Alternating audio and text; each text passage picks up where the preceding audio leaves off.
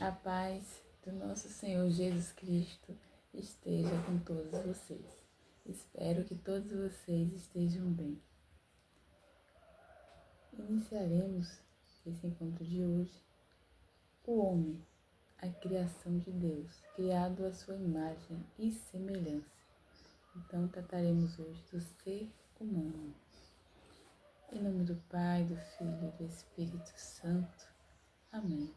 O Espírito Santo de Deus abra o nosso entendimento, nos dê sabedoria, para que possamos compreender, segundo o Espírito Santo, tudo aquilo que o Senhor tem para nos falar. Que nosso coração seja como terra boa para acolher a palavra de Deus e que o Espírito Santo possa regar e produzir muitos frutos. Assim seja. Amém. Então, vamos pegar nossa leitura, que está em Eclesiástico 17, de 1 a 12.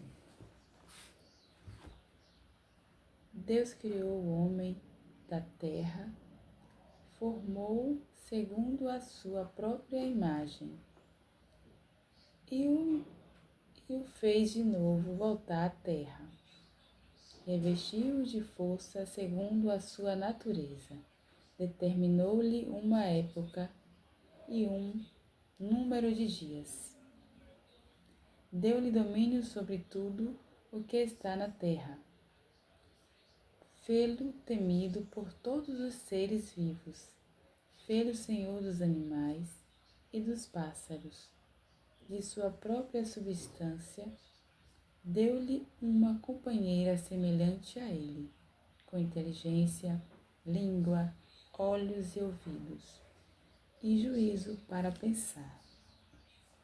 Cumulou-os de saber e inteligência, criou neles a ciência do espírito, encheu-lhes o coração de sabedoria e mostrou-lhes o bem e o mal. Pôs o seu olhar nos seus corações para mostrar-lhe a majestade de suas obras, a fim de que celebrassem a santidade do seu nome e o glorificassem por suas maravilhas, apregoando a magnificência de suas obras. Deu-lhes, além disso, a instrução, deu-lhes a posse da lei e da vida. Concluiu com eles um pacto eterno e revelou-lhes a justiça de seus preceitos. Viram com os próprios olhos as maravilhas da sua glória. Seus ouvidos ouviram a majestade de sua força, de sua voz. Guardai-vos, disse-lhes eles, de toda a iniquidade. Impôs a cada um deveres para com o próximo. Palavra do Senhor. Graças a Deus. Aqui, no Eclesiástico, está relatando o homem criado à imagem e semelhança de Deus, dotado de inteligência, liberdade, o homem que foi entregue em suas mãos a criação, toda a criação, para que ele cuidasse do planeta, das coisas, da terra. O homem que é chamado à santidade e glorificar a Deus por suas obras. O homem que também sabe, Deus colocou nele um entendimento, uma consciência, para que ele entendesse tudo à sua volta, ao seu redor.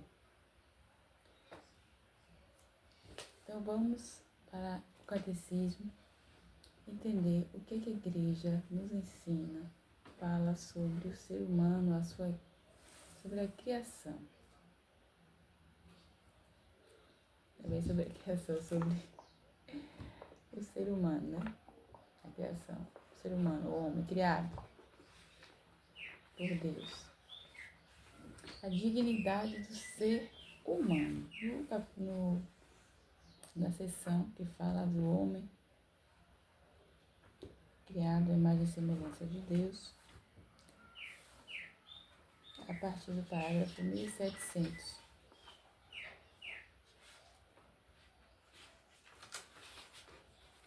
A dignidade da pessoa humana. A dignidade da pessoa humana se fundamenta em sua criação, à imagem e semelhança de Deus. Realiza-se em sua vocação, a bem-aventurança divina. Cabe ao ser humano a livre iniciativa de sua realização. Por seus atos deliberados, a pessoa humana se conforma ou não ao bem prometido por Deus e atestado por sua consciência moral. A pessoa humana se edifica e cresce interiormente. Faz de toda sua vida sensível e espiritual, material de crescimento. Com a ajuda da graça, crescem na virtude, evitam o pecado e se o tiverem cometido, voltam ao Pai como filho pródigo, para a misericórdia de nosso Pai dos céus. Chegam assim à perfeição da caridade. Aqui a igreja está reafirmando o que nós acabamos de ler em Eclesiástico 17. Como ele foi criado, a imagem e semelhança de Deus, livre, de vontade livre, para escolher entre o bem e o mal. Mas ele precisa crescer na graça, nas virtudes, não só material, mas espiritual, não só como ser humano, mas um ser também espiritual. Uma estatura não só física, mas uma estatura espiritual, evitando o pecado, mas se o cometer, assim deve voltar para o Pai. Esse Pai, nosso Criador, ele vai acolher como acolheu o filho pródigo, com amor e misericórdia.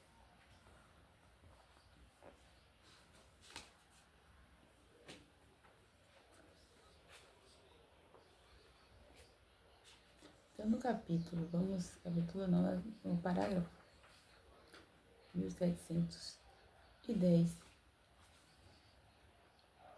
Cristo manifesta plenamente o homem ao próprio bem. Desvenda-lhe sua altíssima vocação. Dotada de alma espiritual, inteligência e vontade, a pessoa humana, desde sua concepção, é ordenada para Deus e destinada à bem-aventurança eterna, busca sua perfeição na procura e no amor da verdade e do bem. A verdadeira liberdade é do homem sinal eminente da imagem de Deus. O homem é obrigado a seguir a lei moral que o chama a fazer o bem e a evitar o mal. Esta lei ressoa em sua consciência. O homem ferido com sua natureza pelo pecado original está sujeito ao erro, inclinado ao mal, ao exercício de sua liberdade.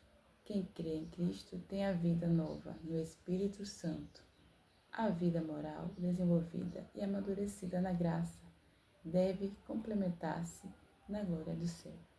Então, aqui que a igreja está dizendo para nós, que nós somos criados e destinados à santidade, para vivermos. Nosso espírito é eterno, foi criado para o céu. Então, aqui na terra, nós aperfeiçoamos, nós construímos esse ser espiritual a cada dia, com as virtudes, que nós só conseguimos essas virtudes por meio da graça, ou seja, pelo Espírito Santo. É o Espírito Santo que vai nos dando a graça de cada dia mais vencer a nós mesmos, nossos pecados e crescemos na estatura espiritual. não só material, mas espiritualmente. Não fomos feitos para vivermos nesta terra, mas fomos feitos para vivermos no céu. Nosso ser é eterno, nosso espírito é eterno. Fomos criados para estarmos juntos de Deus um dia no céu, vivemos a santidade. A santidade é vivida, é construída aqui na terra, como Santa Dulce construiu a santidade dela aqui na terra, desapegando-se de si mesma, vivendo para o outro, aqui como está dizendo que a nossa, antes quando eu li no outro parágrafo, nós precisamos, eclesiástico, na verdade é eclesiástico. Eclesiástico nós lemos, fala do impôs a cada um deveres para com o seu próximo, no capítulo 12, ele reafirma, dever para com o seu próximo. E esse dever para com o próximo, o que é senão amar o próximo como a nós mesmos? O que nós não queremos para nós, não devemos fazer para o outro. Desejar o bem, desejar tudo de bom. Tem gente que deseja tudo ao contrário, né? Então, cuidado com o que você deseja. O que você deseja para o outro pode voltar em dobro para você. Porque, afinal de contas, a palavra de Deus nos diz, em próprio Eclesiástico, em outro capítulo, nos fala que a palavra de Deus, ela tem ação. Então, ela não volta, desde quando ela é pronunciada, é falada, ela não volta para nós, antes sem ter feito aquilo que deve ser feito. Então, ela produz efeito, ela tem uma ação, e toda ação tem uma reação. É uma cadeia, até na natureza. Toda ação existe uma reação. Não existe nada sem um efeito, sem uma causa. Então, tudo tem um efeito.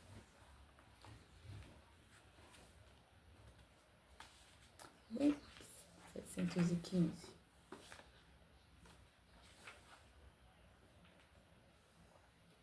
E Deus nos chama a viver essa santidade através das bem-aventuranças. Quem não conhece o sermão das bem-aventuranças? Bem-aventurados os pobres de coração, porque verão a Deus. Bem-aventurados os mansos, porque herdarão a terra. Bem-aventurados os aflitos, porque serão consolados. Bem-aventurados os que têm fome e sede de justiça, porque serão saciados. Então, essas bem-aventuranças nos ajudam a compreender o propósito de Deus nas nossas vidas. O desejo da felicidade. O ser humano, ele tem desejo de ser feliz. Nós desejamos e ansiamos, a nossa alma, ela anseia por felicidade. E onde está essa felicidade? Será que está nas pessoas, nas coisas, naquilo que conseguimos, no dinheiro, no sucesso, em uma realização pessoal, profissional? Onde está a nossa felicidade? A nossa felicidade está em Deus. Em Deus, que nós nos realizamos plenamente. Em Deus nós nos realizamos plenamente. As bem-aventuranças respondem ao desejo natural da felicidade. Este desejo é de ordem divina. Ou seja, foi o próprio Deus que colocou no nosso coração esse desejo, esse anseio de felicidade. Deus o colocou no coração do homem, a fim de atraí-lo a si, pois só Ele pode satisfazer. Como Deus é a supremacia de Deus, a sua inteligência suprema. Ele é a própria inteligência, Ele é a sabedoria. Olha como Ele colocou no nosso coração algo que só Ele mesmo pode preencher. A felicidade, só Ele mesmo pode completar em nós. Felicidade plena só em Deus. Não existe felicidade fora de Deus. Só nele nós conseguimos realizar plenamente essa felicidade. Então, como vós hei de procurar, Senhor, visto que, procurando a vós, meu Deus, eu procuro a vida bem-aventurada, fazei que vos procure, para que minha alma viva, pois meu corpo vive de minha alma, e minha alma vive de vós. Só Deus satisfaz. Aqui são palavras que o Catecismo traz para nós de Santo Agostinho. Deus nos colocou no mundo para conhecê-lo, amá-lo e servi-lo, e assim chegar ao paraíso. Ou seja, olha só, aqui A igreja fala para nós que qual é a finalidade do ser humano? Amar, servir e conhecer a Deus. Só assim nós realizaremos plenamente a vontade de Deus, conquistamos a alegria e chegamos ao céu. Só assim. A bem-aventurança nos faz participantes da natureza divina e da vida eterna. Com ela, o homem se entra na glória de Cristo e no gozo da vida trinitária. Ou seja, nós nos adentramos na vida da Trindade. Unimos a nossa vida à vida da Trindade. Bem-aventurados os puros de coração, porque verão a Deus, porque de certo, de acordo com sua grandeza e glória indizível, ninguém pode ver a Deus e permanecer vivo. O Pai é, de fato, inacessível, mas devido ao seu amor, sua bondade para com os homens e sua onipotência, chega até a conceder àqueles que o amam o privilégio de ver a Deus, pois o que é impossível aos homens é possível a Deus. Quem pode ver a Deus? Nós podemos dizer que vimos a imagem de Deus, que é o próprio Deus encarnado, que é o próprio Jesus Cristo, que esteve conosco, viveu conosco. Ele é a imagem, verdadeiro homem, verdadeiro Deus.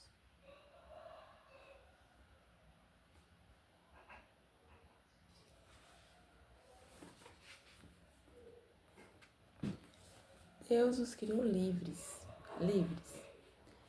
Não nos criou presos, escravos, apesar de ter nos criado com a finalidade de amá-lo, servi-lo e conhecê-lo. Ele não nos obriga a isso. Ele nos deixou livre para escolher o bem, o mal.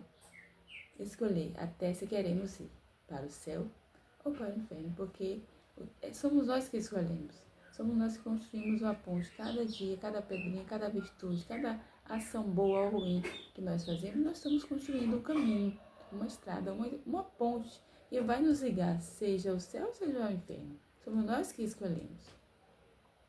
Que possamos escolher a melhor parte, como Maria escolheu a melhor parte, aos pés de Jesus. Estar com Ele, estar com Jesus, é escolher a melhor parte. Fazer o bem, como Santa Dulce, nossa padroeira, fez. É escolher Jesus, é escolher a melhor parte.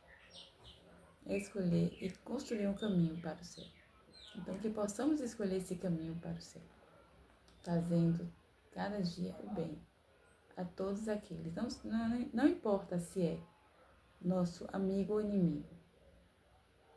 Muito mérito tem muito mais aquele que faz bem para os inimigos do que aquele que faz para o amigo. Porque fazendo para o amigo você faz com amor, faz com gosto, faz com vontade. E fazendo para aquelas pessoas que a gente não gosta, a gente faz porque sabe que é preciso fazer. Mas a lei do amor é essa.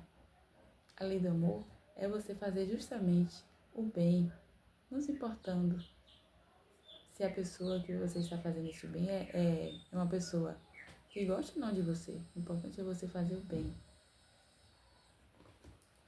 E isso é amor. O amor é isso.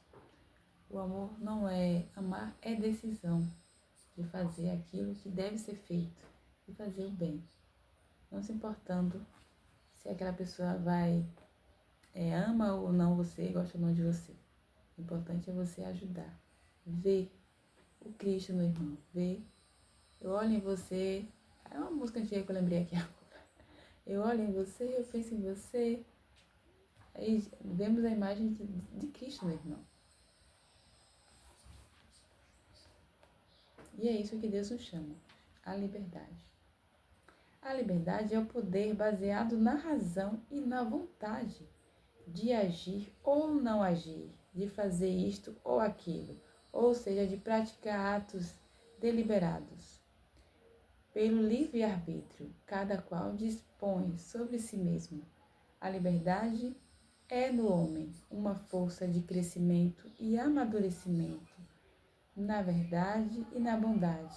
A liberdade é alcançada sua perfeição quando está ordenada para Deus, nossa bem-aventurança. O Catecismo está dizendo que a nossa liberdade, ela só é plena e verdadeira quando ela é ordenada para Deus. Ela é voltada para Deus. Quando eu faço aquilo que está de acordo com a vontade de Deus. Então, assim eu cumpro verdadeiramente a minha liberdade. Liberdade de ser criado à sua imagem e semelhança. Liberdade de filhos de Deus, filhos e filhas de Deus. Então, nossa liberdade, ela só é plena mesmo quando ela está voltada para fazer aquilo que Deus nos manda. E aí recordo quando Jesus fala, se o filho pedir ao pai um peixe, ele vai dar uma cobra? Com certeza não. Então nós que somos filhos de Deus, pedimos a Ele algo bom, com certeza Ele nos dará.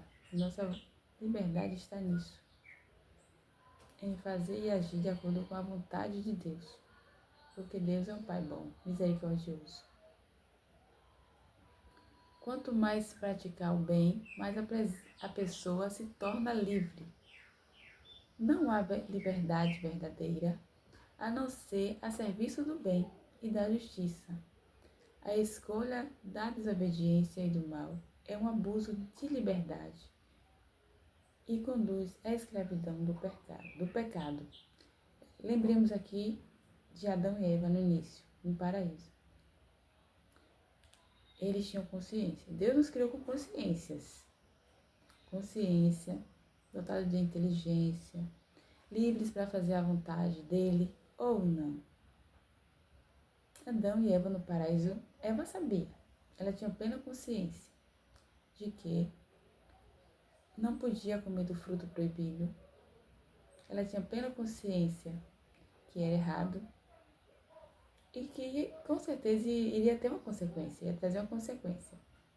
Mesmo assim, ela quis, enganada pela serpente, porém, mesmo a serpente dizendo que ela ia ser como Deus, que ia conhecer o bem e o mal, e aí no coração dela entrou a soberba. Eu quero ser como Deus, eu quero conhecer o bem e o mal. E aí essa soberba levou à queda. Mas ela tinha consciência de tudo o que ia acontecer, que a desobediência dela ia trazer consequências. Mesmo assim, ela fez. Ela pegou o fruto que ninguém sabe que fruto foi esse, se foi maçã ou outro fruto. Mas aqui é importante lembrar que esse fruto, justamente amargo, foi a desobediência. Foi um fruto venenoso. A desobediência, que até hoje nós temos essa inclinação que se originou lá, esse pecado original, essa inclinação a desobedecer, a pecar, a fazer o mal. Essa coisinha que está lá dentro de nós. Então, esse fruto amargo da desobediência, desde a origem, nos inclina a fazer o mal. O mau uso da nossa liberdade. A nossa liberdade está e deve ser voltada para Deus. Assim nós conseguimos realizar plenamente aquilo que Deus quer de nós. Assim o Senhor pergunta a Eva após o pecado no jardim: por que fizeste isso? Faz igual pergunta a Caim, semelhante pergunta faz o profeta Natã e ao rei Davi. Após o adultério com a mulher de Urias, o assassino deste último. Eu acredito que vocês conhecem que Caim matou Abel por inveja. A inveja é outra semente maligna que entra no nosso coração. Também Davi, um homem de Deus, e aí nós lembramos, cuidado, né? Trazemos São Paulo, uma das suas cartas, que ele fala, cuidado, quem está de pé para não cair, cuidado, você que já acha que é fiel o suficiente, que já é bom o suficiente, que já é santo o suficiente, cuidado, para não cair, porque o inimigo o tempo todo, o dia todo, ele está tentando, armando, rodeando, assim como o lobo fica atrás das ovelhas ali, esperando só uma oportunidade para abocanhar, pegar. Assim é o maligno. O tempo todo está atrás de nós. E Davi, um homem de oração, que fez esses salmos, né? Uma parte dos salmos. Esse homem que cantava tão bem, homem de Deus, vencedor de tantas guerras, tinha tanta coisa, homem rico, rei. Ele se encanta pela mulher do seu general. Arma uma armadilha para ele, assassina este homem. Ele não matou com as próprias mãos, mas armou para que ele morresse na guerra. E fica com a mulher desse homem. E ele está tão cego, mas tão cego pelo desejo carnal. O desejo nos cega. Esse desejo carnal que ele tinha por aquela mulher. Ele está tão cego que ele não consegue ver o pecado. Está cheio de soberba. Eu sou o rei, eu posso. Então, ele matou o homem para ficar com a mulher. Um dos seus melhores generais. Ele está fora de si. Quando ele cai em si, o profeta Natan mostra a ele a maldade que ele fez. Ele consegue enxergar.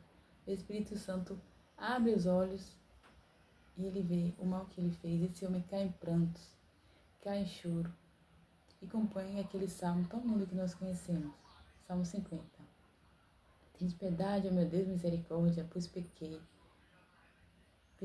Fiz mal aos vossos olhos. E nós somos assim, às vezes, nos deixamos cegar pelo pecado e fazemos coisas horríveis. Horríveis. Tranquilo até aqui, né?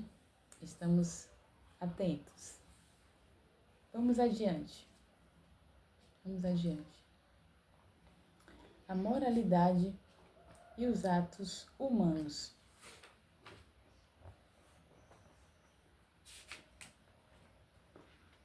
As fontes da moralidade. A moralidade dos atos humanos depende do objeto escolhido, do fim visado ou intenção, das circunstâncias ou da ação. Não se pode justificar uma ação má, embora feita com boa intenção. O fim não justifica os meios. Então, não se pode justificar uma ação má, embora feita com intenção. O fim não justifica os meios. O ato moralmente bom supõe, ao mesmo tempo, a bondade do objeto e da finalidade das circunstâncias. Existem comportamentos concretos cuja escolha é sempre errônea, porque escolhê-los significa uma desordem da vontade. Isto é um ato moral.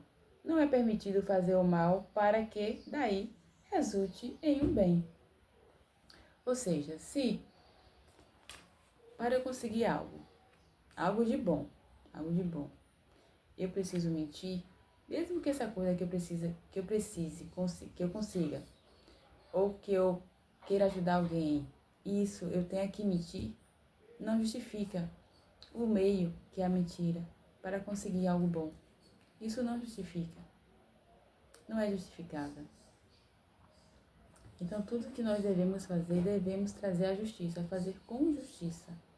E não fazer algo deliberado, mentir, ou seja lá o que for, prejudicar uma pessoa, prejudicar alguém, para conseguir dali algo bom.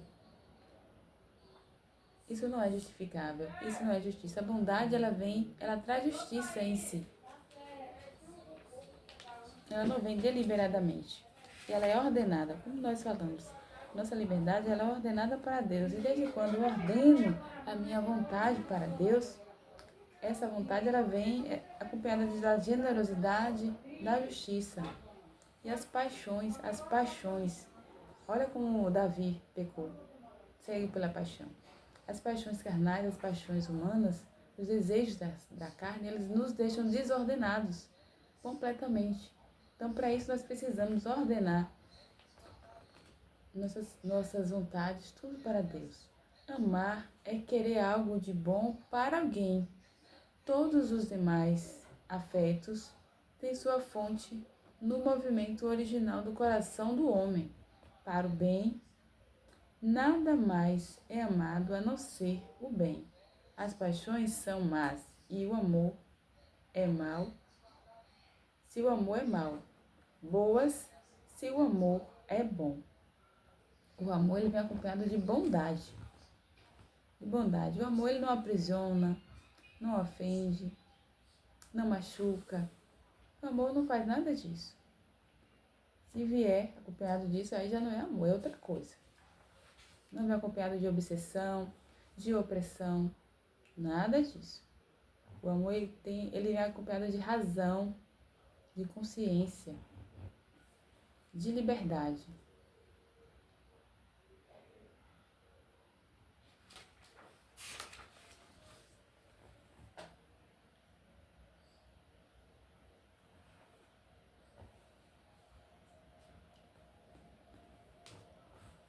Algumas regras se aplicam a todos os casos.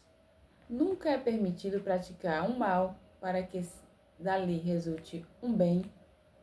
A regra de ouro: tudo aquilo que quereis que os homens vos façam, fazei-o vós a eles. Foi o próprio Jesus que disse. A caridade respeita sempre o próximo e sua consciência, pecando assim contra os irmãos e ferindo a consciência. É contra Cristo que pecais. Como já falei antes, tudo que fazemos de bom ou de ruim ao irmão, ao próximo, é o próprio Cristo que fazemos. É melhor abster-se de qualquer coisa que possa fazer o teu irmão tropeçar. Em Romanos 14, versículo 21. Então, ele já traz para nós esse versículo.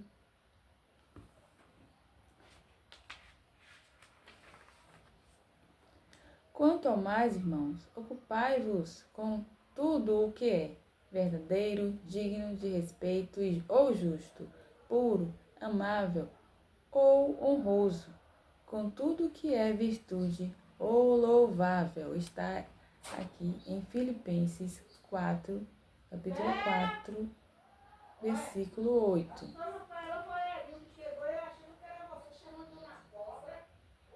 Então, nós trazemos São Paulo nos falando, não vamos perder tempo, não perdamos tempo com aquilo que é ruim. Ocupemos-nos de fazermos coisas boas, somente boas. Seja o nosso pensamento, a nossa mente. Voltemos todo o nosso ser para o que é justo, digno, verdadeiro, honroso, amável, generoso, tudo o que é louvável. A virtude, e aí eu lembrei aqui de algo também que, eu não sei se foi Santa Dulce que falou, mas me recordei aqui de uma frase. Quem faz o amor não tem tempo para jogar pedras. Então, que possamos sempre fazer coisas boas, ações boas, e não ações ruins. E quem tem... Foi de Santa Teresinha, não sei, não me recordo da santa agora, mas é uma frase muito que traz sabedoria. Quem pratica o bem, quem faz o amor, não tem tempo para desperdiçar jogando pedras nos outros, né? Falando mal, fazendo coisas ruins, pensando, maquinando o que vou fazer para conseguir certas coisas. Não temos tempo para isso. A virtude é uma disposição habitual e firme para o bem. Permite à pessoa não só praticar atos bons, mas dar o melhor de si, com todas as suas forças sensíveis e espirituais. A pessoa virtuosa tende ao bem, o procura e o escolhe na prática. Sempre uma pessoa virtuosa não tem tempo para fazer o mal. A sua prioridade é sempre fazer o bem.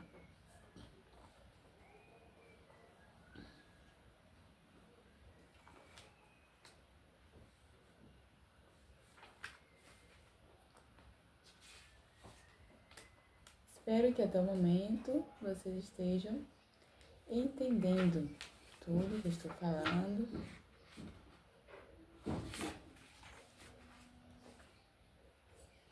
O pecado é um ato contrário à razão, fere a natureza do homem e ofende a solidariedade humana.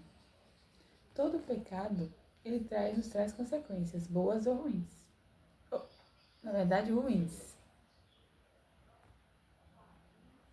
Não traz consequência nenhuma, a consequência boa, ruim, só ruim. A raiz de todos os pecados está no coração do homem. Sua espécie e sua gravidade são medidas principalmente segundo seu objeto. Deus encerrou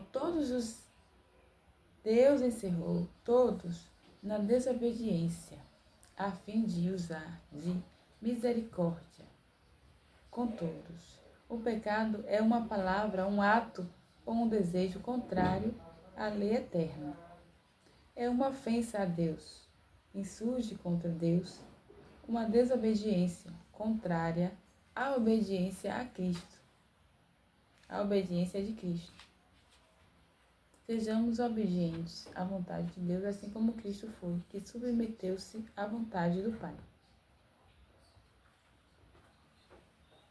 Todos os homens são chamados ao mesmo fim. O próprio Deus existe certas. Todos os homens são chamados ao mesmo fim. O próprio Deus existe certa semelhança entre a unidade das pessoas divinas e a fraternidade entre os homens devem estabelecer entre si na verdade e no amor. O amor ao próximo é inseparável do amor de Deus. Então não existe amar a Deus e odiar e fazer o mal ao seu próximo. São Paulo nos fala, quem diz que ama a Deus e ama o seu próximo e ofende o seu próximo e odeia o seu próximo é mentiroso. Não existe amar a Deus e odiar o inimigo, e odiar, mesmo que seja o inimigo, porque até os inimigos, o que é que Jesus nos manda?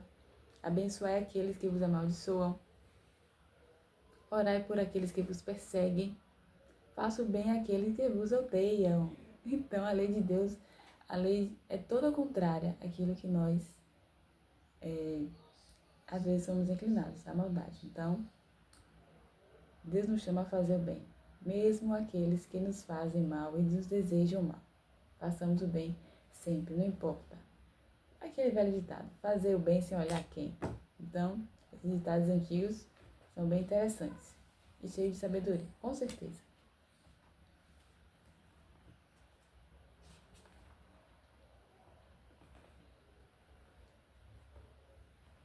Então, aqui nós finalizamos esse encontro de hoje. Não existe pecado nenhum que não traz consequência para nós. Todo pecado, ele traz consequência, não só para nós mesmos, ofende a Deus, mas para todos aqueles que estão em volta. Ele traz consequência para toda a criação. Todo pecado, ele traz consequência para a criação.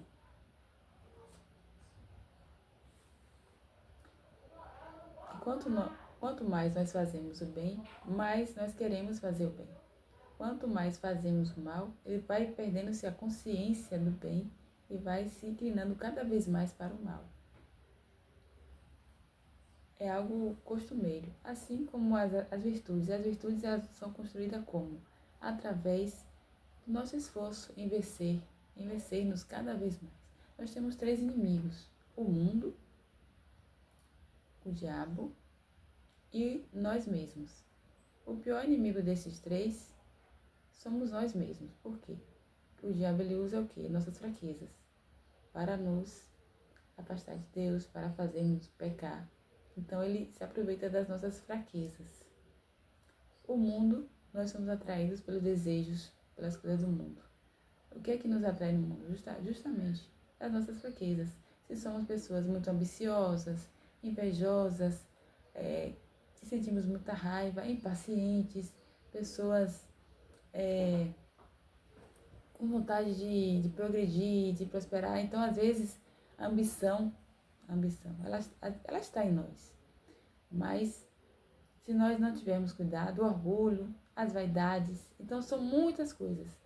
Umas tem mais a gula. Então, são pecados que estão sempre aqui.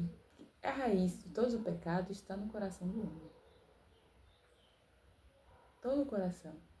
Então trago para vocês também um dos evangelhos dessas últimas semanas que dizia: o homem tira. O coração do homem é como um baú que tira tesouros. Esses tesouros são como coisas, uns como coisas velhas. Então, do baú do coração do homem sai coisas boas e coisas ruins. Então, o que é que você está tirando do seu coração? No baú do seu coração, o que é que tem? Tem muitas tralhas velhas, coisas ruins, coisas boas. É preciso desapegar-se dessas coisas. Logo mais deixarei o questionário para vocês responderem. Nosso encontro já ultrapassou meia hora. Era apenas meia hora, mas já passamos. Então vamos recordar um pouco do nosso tema de hoje, o ser humano. O ser humano criado à imagem e semelhança de Deus. Nós somos criados à sua imagem e semelhança. A imagem, quando Deus nos criou, disse: façamos o homem à nossa imagem e semelhança. Então nós somos a imagem, o físico. Mas e quem viu a Deus? Nós vimos Jesus, que é o Deus encarnado entre nós. Então nós somos a imagem, mas nós somos assim, como se fosse uma imagem repetida. Eu sou o verdadeiro. E a minha imagem no espelho, refletida, ela é algo refletido de mim. Então nós somos esse reflexo de Deus. Nós somos o reflexo de Deus. Ainda defeituoso, procurando se aperfeiçoar neste mundo, vivendo tribulações, vivendo as bem-aventuranças, chorando, sofrendo, sendo perseguidos, mas lutando contra nós mesmos. Nos aperfeiçoando na santidade, construindo um caminho de santidade. Foi-nos dada a liberdade e a consciência. Ninguém peca deliberadamente, sem consciência, a não ser que seja, de forma que esteja sob efeito de drogas alcoólicas ou ilícitas ou ilícitas. Então, se tivermos sob efeito, fora da consciência, o pecado deliberado, mesmo assim, então fora da razão, nesse sentido. Mas todo mundo tem uma consciência dotada de liberdade, de inteligência e para escolher. E como o próprio Eclesiástico nos fala no capítulo 15, pode ler depois, o capítulo 15, que nos fala que o homem foi dado a liberdade. O que ele escolher será dado, seja vida, seja morte, o que ele escolher lhe será dado. Fogo, água, o que é que vocês querem escolher hoje? Então o que você escolher lhe será dado. E depois, com certeza, não há nada. Nenhuma ação que não tenha reação. Toda ação existe uma reação. Tudo tem um efeito. A vocação do ser humano, que é a santidade, nós somos criados para a santidade. Mas a santidade ela não é construída se não passarmos pela bem-aventurança. Ela também nos traz o bem ao próximo. É necessário fazer o bem ao próximo, porque a nossa santidade também depende do próximo, de fazer o bem ou o mal ao próximo. Então nós crescemos em santidade. Nosso ser espiritual deve ser edificado em santidade. Crescemos em estatura, em graça, mas para isso só com o Espírito Santo. Que no início, na oração, eu falei que o nosso coração que possa ser terra boa e essa semente que é lançada, que é a palavra de Deus, que é lançada ao nosso coração, possa ser regada com a água do Espírito Santo e que ela possa dar frutos, muitos frutos, 100 por 1 e muito mais. E que possamos levar essa presença de Deus que está em nós, em nossa vida, possamos dar testemunho. Nós somos chamados a testemunhar com a nossa vida, sermos testemunho, pela graça, nos esforçando, rezando, porque sozinhos também nós não conseguimos. O próprio Catecismo nos fala que é pela graça, pela ação do Espírito Santo. É o Espírito Santo que vai agir em nós para que nós possamos crescer na graça. O Espírito Santo vem em nosso auxílio para que possamos crescer na graça, na santidade. Sozinho nós não podemos. Não podemos. Mas com a graça de Deus, com o Espírito Santo, nós iremos conseguir. Vamos finalizar e pedir a Deus que nos dê cada vez mais a graça dele e o Espírito Santo para que possamos vencer a nós mesmos, as nossas fraquezas, voltar nossa vontade para Deus, viver segundo a lei de Deus, seus mandamentos, fazendo bem. Obrigada, Senhor, por esse encontro. Que o Senhor nos abençoe e nos guarde até o próximo encontro. Em nome do Pai, do Filho e do Espírito Santo. Amém.